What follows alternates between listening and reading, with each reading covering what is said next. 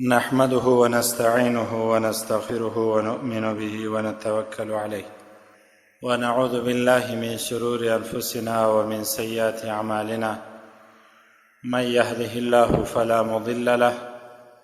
ومن يضلل فلا هادي له، ونشهد أن لا إله إلا الله وحده لا شريك له، ونشهد أن محمدا عبده ورسوله. أما بعد، فأعوذ بالله من الشيطان الرجيم. بسم الله الرحمن الرحيم. قال الله عز وجل: وقل رب ارحمهما كما ربياني صغيرا. صدق الله العلي العظيم وصدق رسوله النبي الكريم، ونحن على ذلك من الشاهدين والشاكرين، والحمد لله رب العالمين. نن په شپږویشتم باب او 49 حدیث کې د خپلو قریبانو سره د قرابت پالنې د دوستۍ پالنې خبره کوو. په دې باب کې امام بخاري رحمه الله تعالی داسې فرمایي: باب صلة الرحم، د خپلو قریبانو سره صله رحمي کول، د خپلو دوستانو سره دوستی پالل، او د خپلو نږدې د مور او پلار یا د بلې طریقې څخه چې ستاسو دوستان او قریبان وي، د هغوی سره تاسو باید خپله دوستي او قرابت وپالئ. نو په دې 49 حدیث کې راځي: عن ابي ايوب الانصاري رضي الله عنه، حضرت ابو ایوب انصاری رضی الله عنه فرمایي: ان اعرابيا عرض للنبي صلى الله عليه وسلم في مسيره، چې یو صحرایي د رسول علیه الصلاة والسلام سره په لار کې د تګ په جریان کې چې نبی علیه الصلاة والسلام تګ کوي، یو صحرایي ورته راغلی او خبرې ورته وړاندې کړل. ورته ویې ویل: فقال اخبرني ما يقربني من الجنة، ای د الله رسوله ما ته داسې عمل راوښیه چې ما جنت ته نږدې کي، ویباعدني من النار، او د اور څخه مې لرې کي. د الله رسوله دا یو کار راوښیه، داسې یو عمل او داسې یو کار چې جنت ته مې نږدې کي، د دوزخ څخه مې لرې کي. یو صحرایي راغلی، د رسول علیه الصلاة والسلام څخه یې دا پوښتنه وکړل. د الله رسول څه خبرې ورته وکړلې؟ قال رسول الله صلی الله علیه وسلم ورته وفرمایله، په دې حدیث شریف کې 4 کاره ورته وویل چې دا کارونه به کوې نو جنت ته به نږدې سې، د اور څخه به لرې سې. اول، تعبد الله ولا تشرک به شیئا، د الله عبادت به کوې، د الله سره به شریک نه نیسې، یوازې به د الله عبادت کوې. داسې کار به نه کوې لکه ځینې خلک چې د اسمان عبادت کوي، ځینې خلک بیا د غوایي او د غوا عبادت کوي، ځینې بیا ډبرو ته سجده لګولې وي، ډبرو ته سجدې کوي، بتان یې جوړ کړي وي. ځینې بیا انسانانو ته سجده کوي، نه انسانانو ته سجده سته، نه ډبرو ته سجده سته، او نه اسمان ته سجده سته، نه بتانو ته سجده سته. یوازې او یوازې به د الله رب العزت ته عبادت کوي، د هغه سره به شریک نه نیسي. یو به دا کار کوي. دوم، وتقیم الصلاة، او ته به لمونځ کوې. لمونځ به په جماعت کې راځې، به د خپلو ارکانو و شرایطو سره به یې کوې، په تکبیر اولا به یې کوې، قضا کوې به یې نه. خلاصه دا چې قضا کوې به یې نه، د لمانځه وخت چې رالی د لمانځه پابندي به کوې. لمونځ هغه عمل دی چې انسان دوزخ څخه لرې کوي او جنت ته ورنږدې کوي. لمونځ هغه عمل دی چې د الله رب العزت رحمت ته انسان نږدې کوي، د الله د غضب څخه یې لرې کوي. لمونځ هغه عمل دی چې الله رب العزت ته انسان څو چنده ورنږدې کوي، د الله رب العزت د عذاب او د قهر څخه یې لرې کوي. وتقیم الصلاة، او ته به لمونځ کوې. لمونځ به هم پر وخت کوې او ښه به یې کوې. داسې لمونځ قدرمنو نه قبلیږي چې نه سجده معلوموي او نه رکوع معلوموي. حدیث شریف کې راځي، رسول علیه الصلاة والسلام فرمایي: تر ټولو بد غل د لمانځه غل دی، تر ټولو خراب غل د لمانځه غل دی، تر ټولو خراب غلا د لمانځه څخه غلا ده. صحابه پوښتنه وکړه چې د الله رسوله د لمانځه څخه غلا چې ده؟ د الله رسول ته فرمایي صلی الله علیه وسلم: د لمانځه څخه غلا دا ده چې ته رکوع سمه نه کوې او سجده سمه نه کوې. دریم کار، وتؤتي الزکات، او ته به زکات ورکوې. کال ورباندې تیر سو، مال دې درلودی، نصاب ته رسېدلی و، زکات ستا پر مال باندې یا پر تا باندې فرض سو، زکات به ورکوې. زکات دریم هغه کار دی چې تا د الله رحمت ته نږدې کوي، د الله د قهر او د غضب څخه دې لرې کوي، جنت ته دې نږدې کوي، د دوزخ څخه دې لرې کوي. وتصل الرحم او څلورم کار دا دی چې ته به خپل د دوستانو سره دوستي پالې. وتصل او پیوند کوې به الرحمه، پیوند کوې به رحم. رحم دا مطلب دوستی، قرابت، او ستا د خپلو قریبانو سره قرابت، ستا د خپلو دوستانو سره دوستی، دا به پالې. څلورم دا کار چې انسان د الله رب العزت رحمت ته نږدې کوي او د الله رب العزت د قهر څخه یې لرې کوي، جنت ته نږدې کوي، د دوزخ څخه یې لرې کوي. هغه د خپلو قریبانو سره دوستی ده، د خپلو قریبانو سره قرابت پالل دي. دا څلور کارونه رسول صلی الله علیه وسلم اعرابي و صحرایي انسان ته وروښوله چې دا داسې کارونه دي. تا پوښتنه وکړل چې ما ته داسې یو کار راوښیه چې جنت ته مې نږدې کړي او د دوزخ څخه مې لرې کړي. د الله رسول صلی الله علیه وسلم ورته وفرمیل دا څلور کاره کوه. اوس نو ملا و طالب ته هم خبره ده، حاجي و عامي ته هم خبره ده، د کشنۍ رتبې انسان او د لوی رتبې انسان ته هم خبره ده، نارینه و ښځینه ته هم خبره ده، عوام او خواص ته هم خبره ده چې تاسو به دا درې کارونه کوئ. د الله عبادت به کوئ، د الله سره به شریک نه جوړوئ، شریک به د الله رب العزت سره نه پیدا کوئ، لمونځ به کوئ، زکات به ورکوئ، او د خپلو قریبانو سره به قرابت پالئ. د شاید د ځینو کسانو د عادت وي د خپلو قریبانو سره قرابت نه پالي، اما د نورو انسانانو سره بیا دوستی و انډیوالي کوي. د انډیوالانو سره انډیوالي کوي، خپل د خاله قرابت ورڅخه پاتې، د عمه و د ماما قرابت ورڅخه پاتې،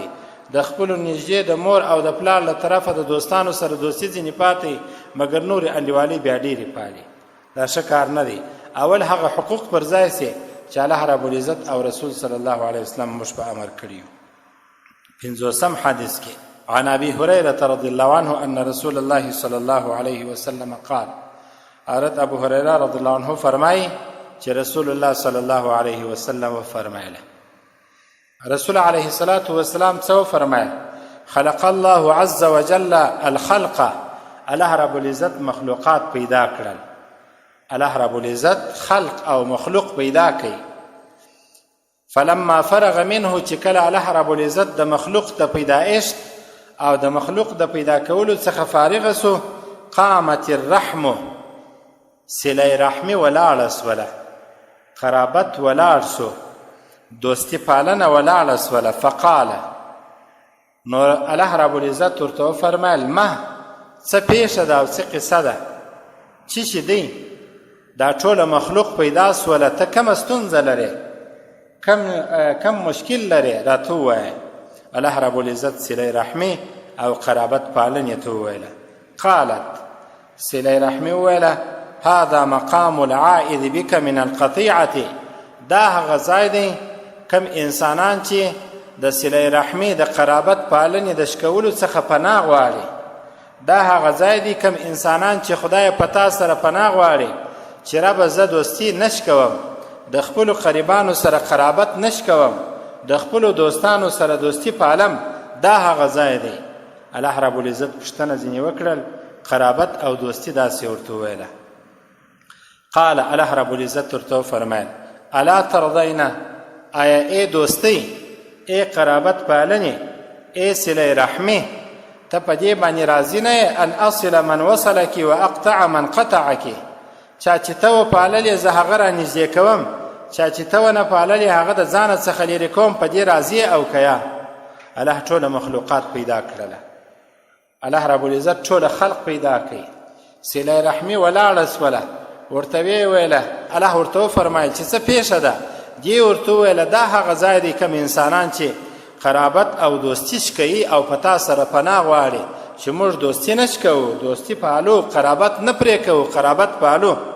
الله رب العزت په جواب کې ورته وفرمایله ته په دې باندې راضي کېږې کوم انسان چې قرابت وکړي هغه به زه خپل ذات ته رانږدې کم ځان ته، او کوم انسان چې قرابت او دوستي ونه کړي هغه به د ځان څخه لرې کم. ای صله رحمي او قرابت و دوستي په دې باندې ته راضي یې؟ قالت بلا یا ربي، باره دوستي او قرابت ورته ویل چې هو کې ربه په دې راضي یم، چا چې په دې دنیا کې زه پاللم خدای ته هغه انسان ځان ته نږدې کوه، او خدای په دې دنیا کې چې زه نه پاللم خدای هغه د خپل ځان څخه لرې کوه. هو زه په دې باندې راضي یم، دا غټ مقام دی، دا غټه رتبه ده.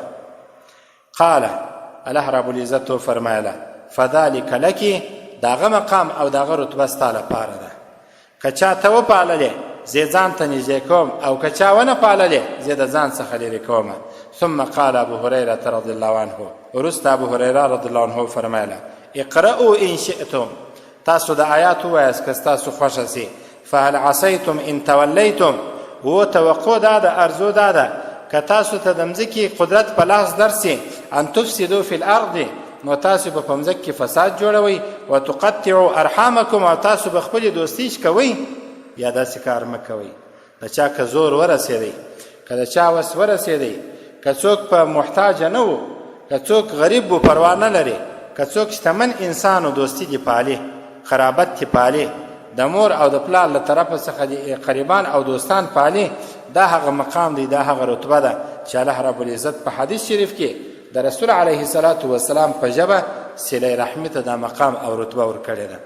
یو بل حدیث شریف کې راځي رسول علیه الصلاة والسلام فرمایي وایي صله رحمي دا وویله الا من وصلني وصله الله الا من قطعني قطعه الله. خبردار دوستی دا وایي، قرابت دا وایي، وایي که چا زه وپاللمه خدای به هغه وپالي، او که چا زه پرې کړم خدای به هغه پرې کړي. د قیامت په ورځ به الله رب العزت ته دوستي اعلان وکړي، قرابت به اعلان وکړي چې په هغه دنیا کې زه دغه انسان نه پاللم، خدای د ده څخه مجرا واخله، سزا ورکړه. نو په دې دنیا کې قدرمنو د خپلو قریبانو او د دوستانو سره د اعتدال او د میانه سره تاسو دوستي پالئ. هسې نه چې دوستي در څخه وش کېږي، دوستي او قرابت در څخه ختم سي، د نورو ناحق انسانانو سره د خلکو دوستي شروع وي، او د خپلو قریبانو سره دوستي نه وي شروع. یو 50م حدیث بلا ووایم، نوره به خبره بس کمه. په دې حدیث شریف کې ډېرې ښه خبرې راغلي دي. حضرت ابن عباس رضی الله عنه څخه روایت دی، عن ابن عباس رضی الله عنه قال، حضرت ابن عباس رضی الله عنه څخه روایت دی، دا وفرمایله وآت ذا القربى حقه. حضرت ابن عباس رضی الله عنه چې د مفسرینو رئیس دی، او رسول علیه الصلاة والسلام دعا هم ورته کړې ده چې خدای پاکه تفسیر او تعویل ور زده که، فقه او پوهه ورکه. دا حضرت ابن عباس رضی الله عنه د دغه آیاتو په تفسیر کې خبره کوي. وآت ذا القربى حقه والمسکین وابن السبیل، د دغه آیات په تفسیر کې حضرت ابن عباس رضی الله عنه فرمایي. څه فرمایي؟ د دې آیات ژباړه به وکمه. وآت او ته ورکه ذا القربى خپل قریبانو ته حقه، دغه حق ورکه، والمسکین او مسکین ته هم حق ورکه، وابن السبیل او مسافر ته هم حق ورکه. که په زکات کې پر تا حق جوړېدی ورکه، او که د زکات را دې خواته په صدقات او خیراتو کې حق پر تا جوړېدی ورکه، او د زکات او د صدقات را دې خواته دغسې د قرابت او د دوستي په خاطر پر تا حق جوړېدی، د قریب او د دوست سره خپل قرابت او دوستي او پالنه وکړه. حضرت ابن عباس رضی الله عنه فرمایي قال وی فرمایل بدأ فأمره بأوجب الحقوق. الله رب العزت وای شروع وکړله بیا امر انسانانو ته وکړي چې تاسو اول وار هغه حقوق پر ځای کې کم حقوق چې واجب دي. بدأ فأمره بأوجب الحقوق، الله رب العزت شروع وکړله او بیا د هغو حقوق او د هغې دوستي د پالنې امر وکړي. کومه دوستي چې پر انسانانو واجب ده چې وی پالي، کم قرابت چې پر انسانانو حتمی او ضروري دي چې باید وی پالي. ودله على افضل الاعمال اذا كان عنده شيء، او الله رب العزت په ټولو کارو کې د هغه ښه کار هدایت او رهنمایي ورته وکړله، کم ښه کار چې د الله رب العزت په وړاندې ښه دی، او هغه وخت چې خپله د دوست سره مال او شتمني وي باید د خپلو نورو قریبانو سره څه وکړي. حضرت ابن عباس رضی الله عنه فرمایي اذا كان عنده شيء فقال، که چیرې د یو سړي سره شتمني وه، مال و، نو الله رب العزت دغه درته وایي فقال وآت ذا القربى حقه والمسکین وابن السبیل. تاسو که مال در سره و، شتمني در سره وه، خپلو قریبانو، خپلو مسافرو او خپلو مسکینانو ته په خپله شتمني او مال کې حصه ورکوئ. د دې آیت مطلب دا دی. فتاوی عالمګیریه چې زموږ د مذهب مشهور کتاب دی، 500 علماء کرامو لیکلی دی چې پای کې مفتیان او فقها هم وه. په هندوستان کې د عالمګیر باچا په امر باندې ورڅخه جوړه سول فتاوی عالمګیریه، عالمگیر باچا ته نسبت دی یا فتاوای هندیه په هند او هندوستان کې جوړه سوې ده پای کې دا خبره راځي وایي تاسو چې خپل زکاتونه ورکوئ اول یې خپلو قریبانو ته ورکوئ دوې ګټې به ترلاسه کوئ یوه ګټه به مو دا چې زکات به مو ادا سوی بله ګټه به مو دا د خپلو قریبانو سره به مو قرابت پالنه او د خپلو دوستانو سره به مو دوستي پاللې وي دوه ثواب به مو ترلاسه کړي وي وعلمه اذا لم يكن عنده شيء كيف يقول فقال او حضرت ابن عباس رضی الله عنه فرمایي چې الله رب العزت دا خبره هم انسانانو ته وشول که د یو سړي سره مال نه و شتمني نه وه دوست او قریب درته ودرېدی زکات یې نه درلودی د خیرات وس یې نه و پسه دې نه سوی ورکولی وړه دې نه سوی ورکولی که دې په وسه پوره خور یې که او که دې نه سوه پوره په وسه باندې بیا به څه کوې وعلمه اذا لم يكن عنده شیء او الله دا خبره هم وروښول که د چا سره شی نه وه کیف یقولو نو څنګه به دا انسان ورته وایي د اکا زوی درته ودرېدی د ماما زوی درته ودرېدی د خاله زوی درته ودرېدی دوکان ته درلی د کور دروازه یې در وټکول چې لاس مې تنګ دی یو څه راکه پیسې دې درلودلې کومک ورسره وکړه 2 ثوابه زکات دې درلودی کومک ورسره وکړه 2 ثوابه د زکات یو ثواب دی د کومک بل ثواب دی او که دې څه نه درلوده نو دا دوست او قریب ته به په کومه لهجه جواب ورکوې وایي اورې په دې حدیث شریف کې فقال حضرت عبدالله ابن عباس رضی الله عنه فرمایل چې الله رب العزت فرمایي واما تعرضن عنهم ابتغاء رحمة من ربك ترجوها فقل لهم قولا میسورا و که د دوی څخه مخ اړوئ په دې خاطر چې د خدای پاک د رحمت غوښتنه وکړي او امید هم د خدای د رحمت وي نو داسې کار مه کوه چې دوی ته بده خبره وکړي فقل لهم قولا میسورا په نرمه لهجه خبره ورته وکړه چې خدای به کار جوړ کړي خدای به کار سم کړي مشکل به خدای حل کړي ته هم صبر وکړه زه به هم کوشش در کومه الله رب العزت ته امید سته چې ستا ستونزه او ستا مشکل حل سي ترشه خبره مور ته کوه جنجالي خبره مور ته کوه د پیغور خبره مور ته کوه په زړه کې د داغ پرېښودلو خبره مور ته کوه په زړه کې د زخم د جوړېدلو خبره مور ته کوه مخامخ د پیغور او د طعنې خبره مور ته کوه زهرجنه او قاتله خبره مور ته کوه زیرېدونکې خبره مور ته کوه داسې خبره ورته وکړه چې د زړه وګټې داسې خبره ورته وکړه چې دی اسوده سي داسې خبره ورته وکړه چې دی آرام سي عیدة حسنة ښه خبره ورته وکړه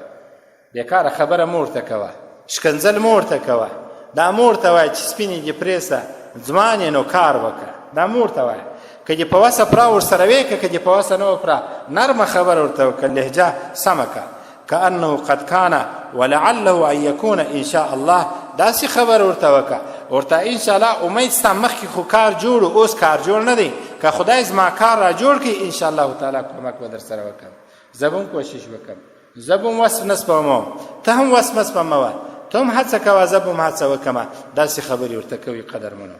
په دې حدیث شریف کې چې درېیم حدیث شریف دی 49م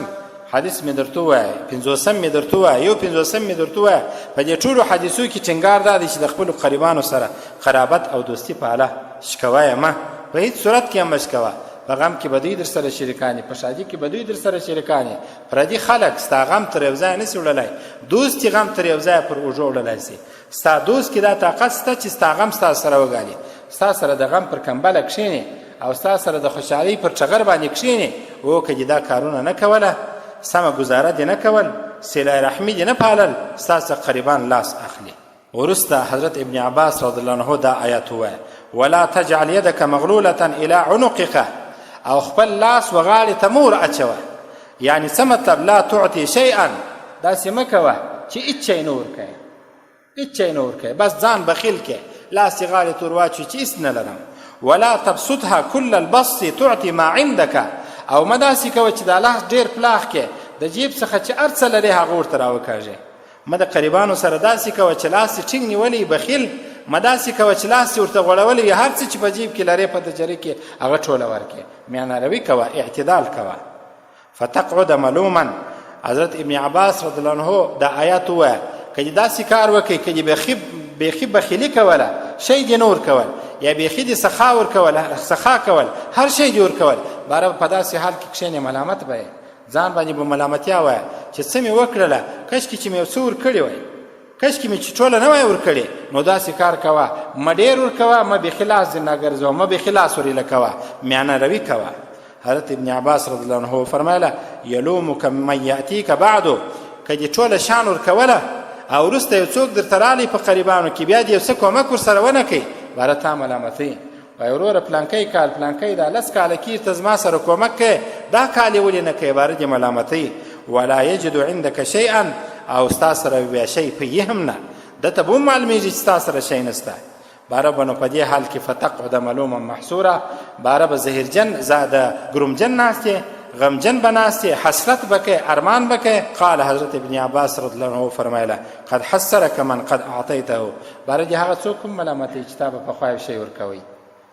پخوا دې یو شی ورکوي اوس یې نه ورکوې دستي پیغور درکوي وایي ولې داسې کار کوې څو کاله دې نازولم اوس مې ولې نه نازوې نو مطلب د خبرې دا دی قدرمنو چې تاسو د قرابت پالنه او تاسو دوستي پالنه د عادت په ځان کې جوړ کړئ د انسانانو سره دوستي پالنه کوئ قرابت ورسره پالئ مګر میانه روي کوئ